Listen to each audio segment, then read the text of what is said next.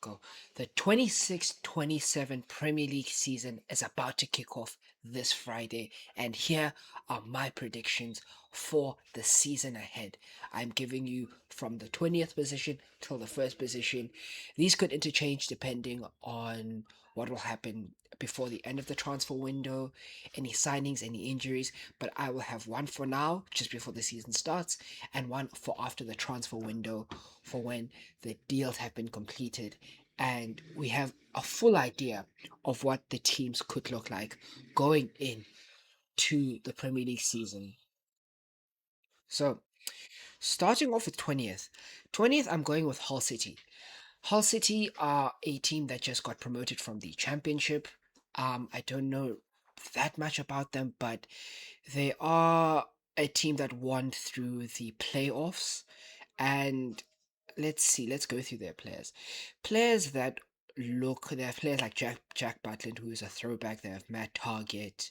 They have a lot of these are borderline championship players. That's why I put them to go down immediately. I don't think they have enough Premier League quality to stay up. I do think they'll finish in last place. There isn't really much that excites me about Hull City. In 19th place, I've got Ipswich Town. They are a team that was in the Premier League about 2 seasons ago. Um, they also came through from the Championship, but with them, they I see them doing a little bit better than Hull City, maybe 5 to 10 points better. They've got the likes of Iset Diop, Leaf Davis. They've got Enciso, who they've brought back, Florentino Luis, Sasa Lukic.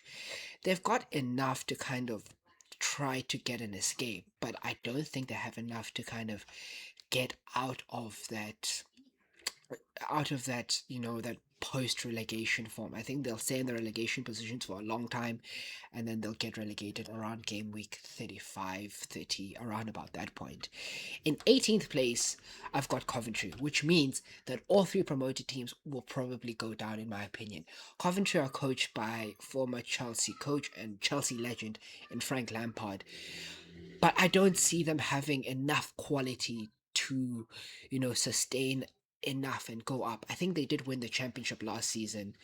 Um, they do start the Premier League season against Arsenal on Friday, which is the winners of the championship versus the winners of the Premier League. I don't know if that's an intentional thing that the Premier League has done, but I don't see a team like Coventry staying or mounting enough of a challenge to kind of stay up. Goalkeepers, there isn't much I can write about. In defense, nothing. Maybe Lampard's experience in the Premier League might keep them up, but other than that, they don't give me any excitement. Maybe by the end of the window, they might get a few deals or a few loans in to kind of help them sustain a challenge in the league. But I don't think that keeps them sustained and in the league for that much. I think they do go down. In 17th place, just escaping relegation, I have Nottingham Forest. Their coach is Oliver Glasner, but I don't think I don't think the Oliver Glasner system from what they've been doing previously to now will kind of change their fortunes. They've already lost Elliot Anderson for 116 million pounds, which was the British record before that was broken previously. Um, but I think they've had good seasons where they've kind of gone up and then they were kind of in the relegation position, and I still think they stay around the 17th position. So players like Matt Sells, they've got Diomande who came in, and I do want to see how he plays there. They've pretty much kept the same squad. Morgan Gibbs White will still be an important player, but like in the attack, they haven't done anything to kind of give the squad a little bit of a push. They've got the likes of Hudson Odoi, Chris Wood, Dan Ndoye, Igor Jesus, Amari Hutchinson, who should be playing a lot more. But I think they keep that same position at 17th. In 16th, I've got Everton. Everton, I don't think I've spent that much. I think their only signing was getting, oh, not one of their only signings, but one of their big signings was doing a swap for Brennan Johnson for Dwight McNeil, who I think It's a decent swap, but it's like swapping same player for same player. They've practically kept the same squad. They've retained Terry George from Chelsea, which might help them. They've got Brennan Johnson. Keeping Ndai would be very crucial for them, but there hasn't been much change in terms of their squad in moving them forward and moving them into a position where they could be challenging for Europe or even a mid-table spot. So that's why I keep them at 16. And 15th, I have Leeds. Leeds, they made a very shrewd signing, which I think will be one of the best signings in James Trafford and goal. From Man City, I think he could have gone to a bigger club, but him going to Leeds and kind of taking that step down before maybe in the future making another move to a bigger team might help them a lot.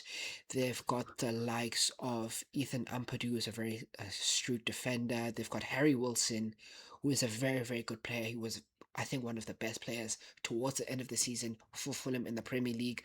So I think he adds a little bit more to that squad. Dominic Calvert-Lewin, if he can kick on, can be a very important player. The likes of Lucas Nemecha, Nyonto can just help them sustain that position in 15th. Then in 14th, I've got Fulham. They are coached by Arbeloa, who was like the interim coach of Real Madrid after Alonso had been sacked by Real Madrid. He's also brought a few players like Gonzalo Garcia from Real Madrid, who did impress in the Club World Cup.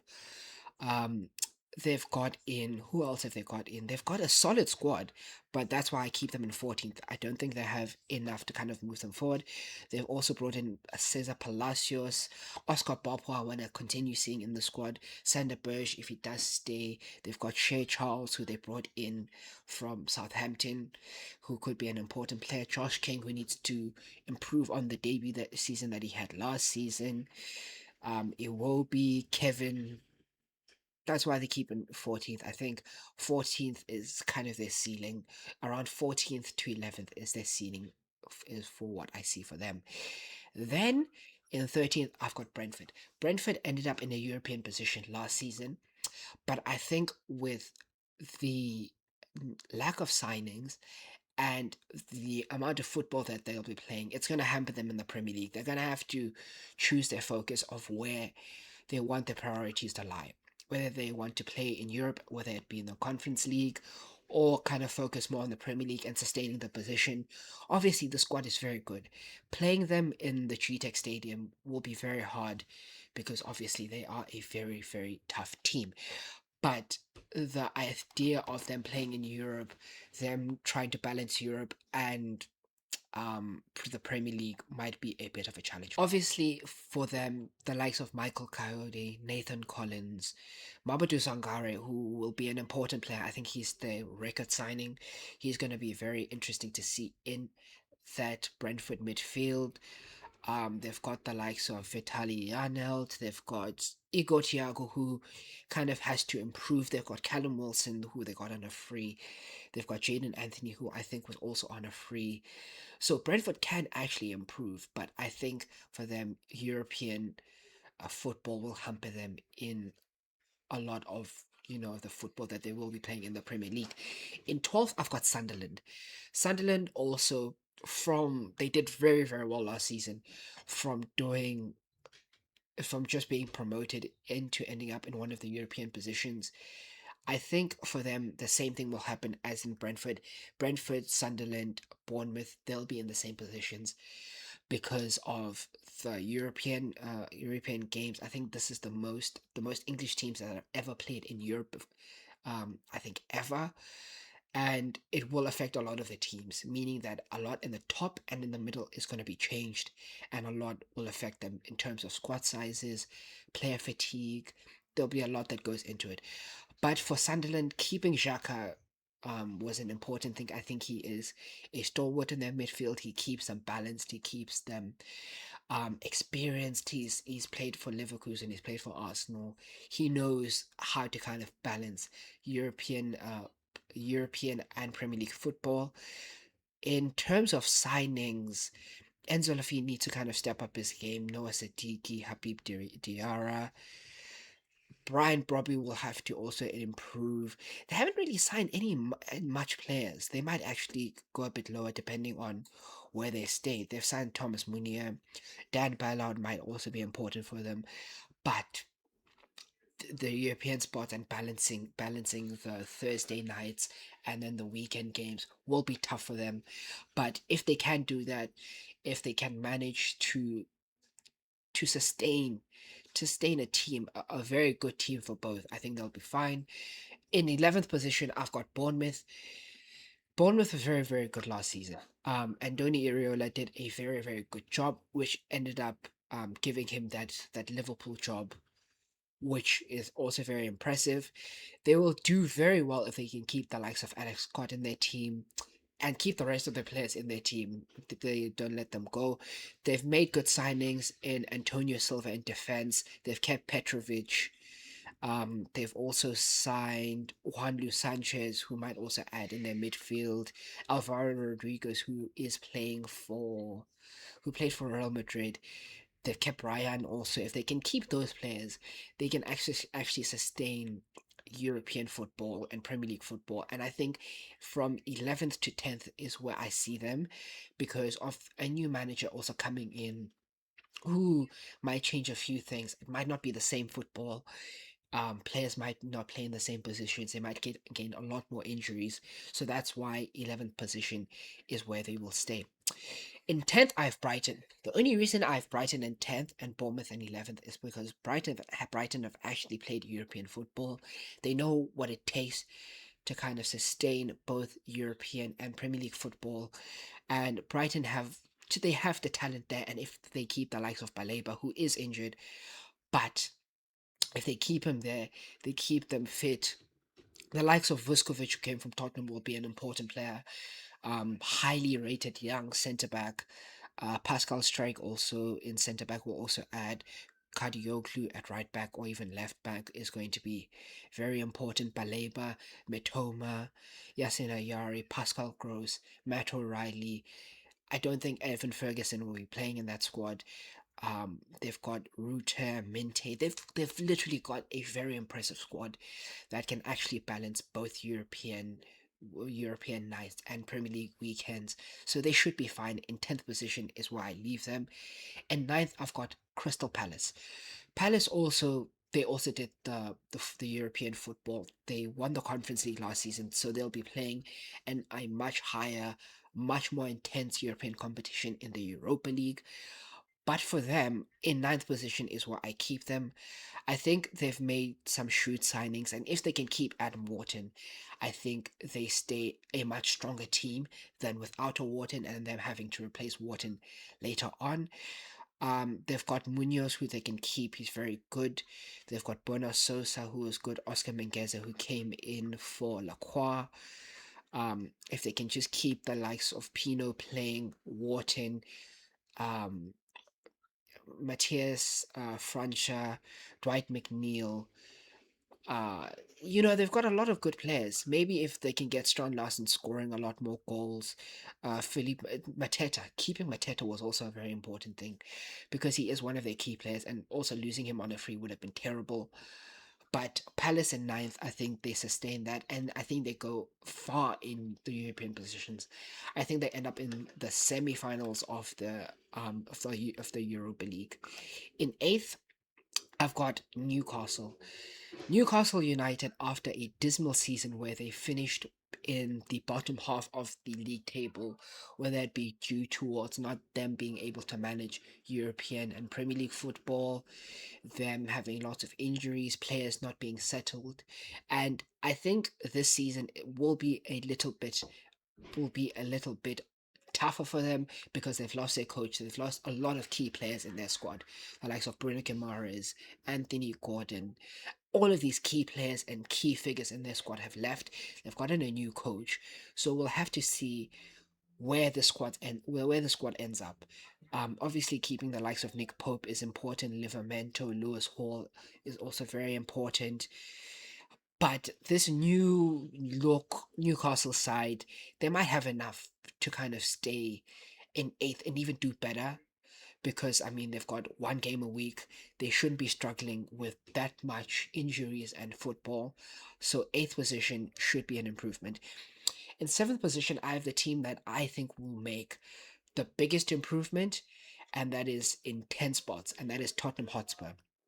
Tottenham Hotspur for the past two seasons have ended up in 17th position, close to the relegation spots.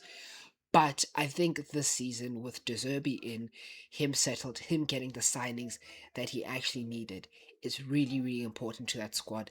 I think it pushes them to a whole new level with them needing to spend when needed to actually have spent the money on the likes of Mateus Fernandez, on the likes of Sandro Tonali, on getting the likes of Robertson and Zanesi in the defense, the likes of Van Heck in the defense to kind of solidify it and kind of make sure that they're not leaking goals, which was their main problem. If they can get the likes of Xabi Simmons cooking, they can get the likes of Solanke scoring goals, Kulusevski back on the horse in terms of playing more games. I think they won't struggle. I think they'll do a lot better than the previous two seasons, and they'll win a lot more games. And Tottenham should at least get a Conference League to Europa League spot. In sixth position, I've got Aston Villa. I think compared to last season, I think they dropped down a little bit because they also have to manage Champions League. They've lost players in the likes of Morgan Rogers, who was one of their key players. Martinez might also leave them for a Juventus. I don't think he might go to Juventus. I think the likes of Zion Suzuki from Udinese, the Japanese goalkeeper or Blackenese goalkeeper, um, he is very cool. I'd like to see how he does in the Premier League in that Aston Villa squad. In terms of Villa, Amadou Onana might be a big miss with that injury, but I do want to see the likes of Johan Manzambi, who did really, really well for Switzerland in that World Cup. Um, they've got Garnacho, who I think might cost them a little bit, but the likes of Brian Macho, who looks like a Lukaku regen, will also impress. But that's why I want to keep them in that kind of sixth position, which is a Europa League spot. Maybe just missing out on the Champions League position in fifth, depending on if the coefficient works in the favor of the English sides.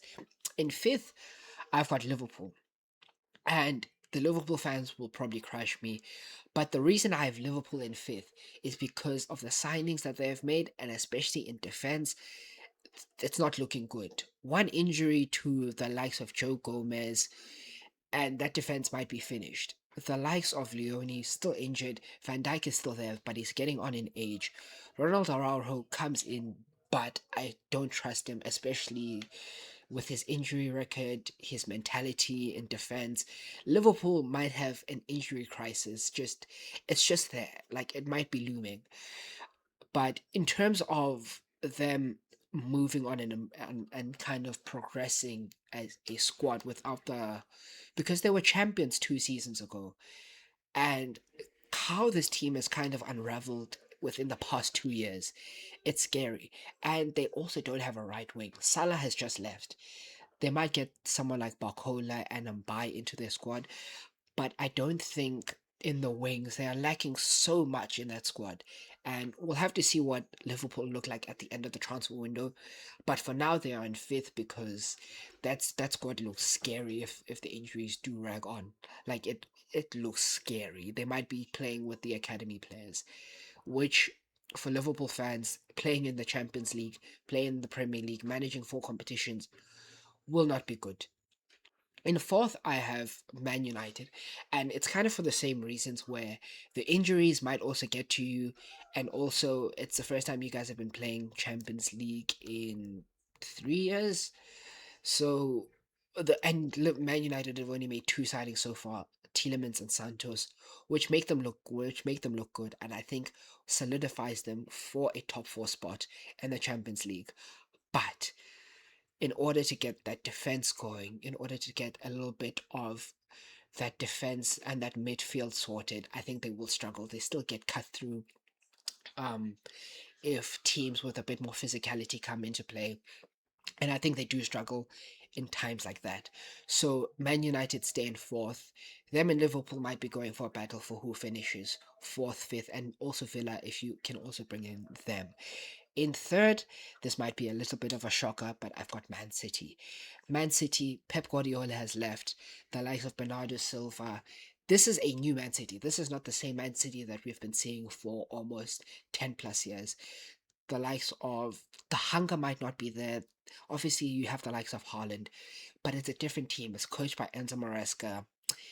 The Community Shield yesterday did not give me any confidence to say that this Man City squad will be improving. They have brought in the likes of Elliot Anderson for a British record fee, and they're losing a lot of players. Rodri is another key player. He was voted the best player at the World Cup. He's a Ballon d'Or winner. He's the only Ballon d'Or winner in that squad. Losing him will be a big miss, and we'll have to see what Maresca does with the squad, with the signings they still need to get in, with players that they still need to get out. But I think that Man City struggle a lot in the system, getting used to Enzo Maresca football, and third place, third to second will be where I think they finish because I don't see them going far. In second place, this might be a bit delusional, but I've got Chelsea. One game a week, Xabi Alonso. They've brought in the experience. I think things are starting to finally click, and it sounds delusional, but with this Chelsea squad, I feel something a little bit more different, a little bit more optimistic as to where the squad is going. I feel like if Xabi Alonso can implement his identity onto the squad, get the squad playing free flowing football, get rid of the excess in terms of the squad players, and get in the right players that you need, the right players to kind of supplement that midfield, that defense, and get the attack cooking, the likes of Cole Palmer, João Pedro, who could be going for the golden boot alongside Haaland. You get Sanchez and Pendas competing with one another. The wingback system, because none of the other teams use a wingback system. The likes of Palestra and Chavaria might be key important cogs in that Chelsea squad. And I think there might be something special. They genuinely might be something special. Might not be able to win the league, but the foundations will be there for future seasons if things start clicking. The likes of Esteval, João Pedro, Jackson if he stays, Pedro Neto in a wing back position, and Mega, like it's there. There's a lot of quality. The likes of Lavia if he can stay fit, Enzo if he stays, Caicedo if he maintains the standards and even improves under a player like Xabi Alonso and a coach that can bring in some new ideas, feed them something new compared to previous managers who were not as experienced in either winning or maintaining a squad full of talented players like this. But I think that second and challenging will be a good position for the Chelsea squad. In first, I've got Arsenal. I think they they are first because I think they're the most settled squad. I think in the Premier League, I think they've improved their squad with the likes of Bruno G coming in. Solis might do something. I haven't seen much of him, but I do see what Arsenal are cooking. I think they're the most settled team in the Premier League in terms of challenging for that league title. Champions League, I don't know. I think other teams have got a lot more, the likes of PSG, Barcelona with the more signings, and Real Madrid with Jose Mourinho back in the helm. But it is an Arsenal team that is probably streaks ahead of the other teams. We'll have to see how the injury to Saliba and the fatigue from the World Cup will affect them. But I do think they have more than enough to kind of retain the championship and go back to back. But let me know what you guys think.